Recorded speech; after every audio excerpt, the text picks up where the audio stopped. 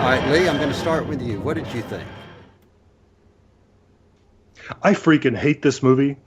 I can't remember the last time that I have come out of the theater with my fist clenched because I was angry. There.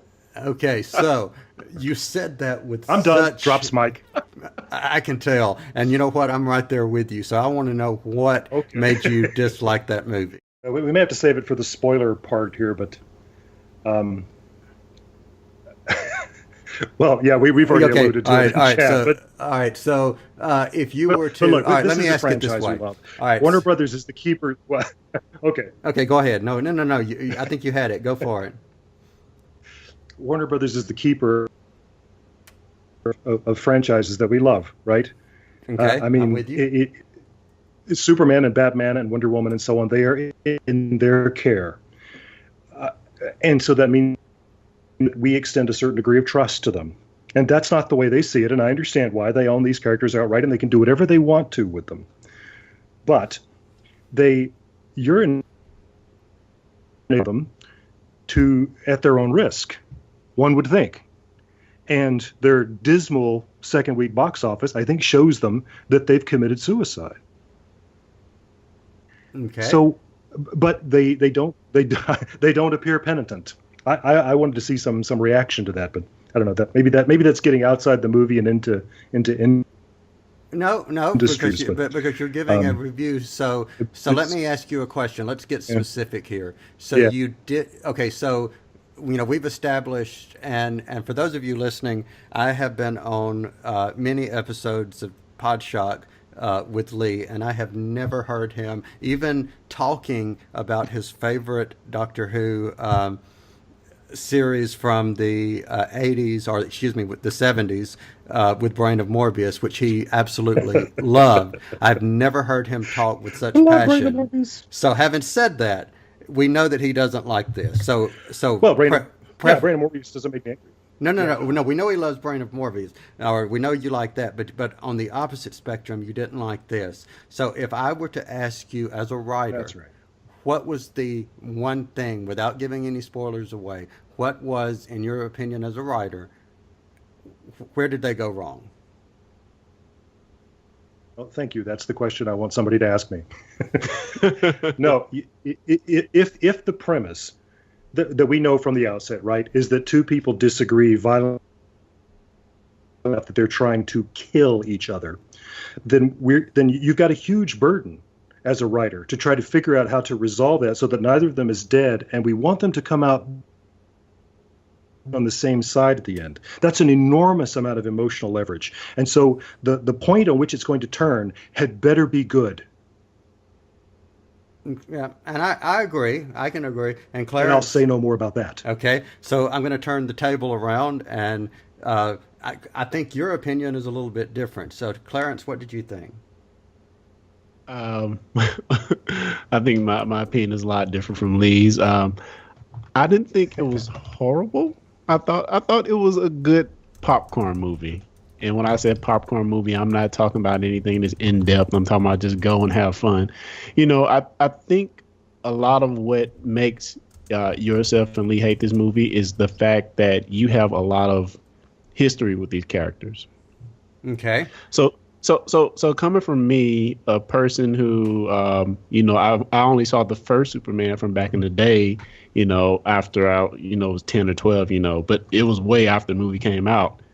And then fast forward to now, we haven't really had a good Superman movie since then.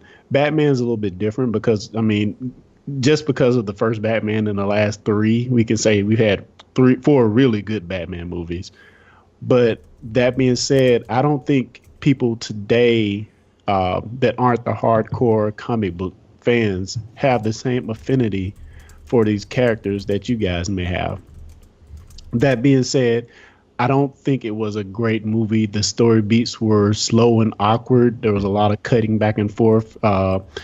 The whole, I guess this is this is a spoiler, but the flashbacks, there were a lot of them. And to me, they made no sense. That's a whole 45 minutes of movie that we need back. Yeah, and to me, it just wasn't horrible, but it could definitely have been better. I believe a lot of it is due to Zack Snyder. He just has this kind of dark outlook on all of his movies, and the same director did 300. He did Man of Steel as well, but his movies always have that dark tone. I'm one of those people who thought Man of Steel was an okay movie. I really didn't have any qualms with it. I thought it could have been better. I like how the resolution to some of that stuff in Man of Steel was sought after in this movie.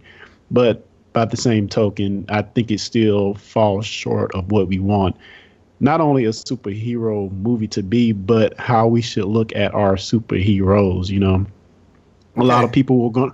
Go ahead. I'm sorry. No. You said something very interesting that I wanted to comment on or ask you to elaborate, and you may have been about to do that and I interrupted you, but you said that your comment was that was not something of how we want our superheroes to be. So what do you think we want our heroes to be? Here. Overall, I think it's a trap that we fall into with Superman and maybe even Batman a little bit. But nowadays you have more of these contrarian superheroes like Deadpool and stuff, which I don't really see him as a superhero. But, it's grittier. It's grittier than the, dare I say, golden age comics. Our comic book, sort of the Captain America thing. Our comic book heroes represent all that's good in the world. And when you see a character who is not supposed to be killing anybody, killing someone, or just doing things that you don't expect superheroes to do, it kind of detracts from that character, especially when we're looking at Superman, which is supposed to be kind of the beacon on the hill of all superheroes. Mm-hmm.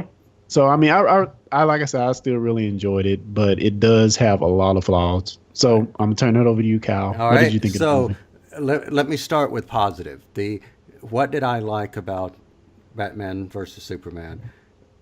What I liked about Batman and versus Superman had absolutely nothing to do with Batman or Superman. It had to do with Wonder Woman. And I'll be honest, if it wasn't for Wonder Woman, I would have probably left out within halfway through the movie.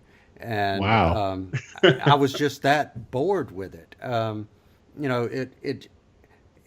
The whole premise of the way they set it up to me went against both characters. Now, I will give Ben Affleck complete,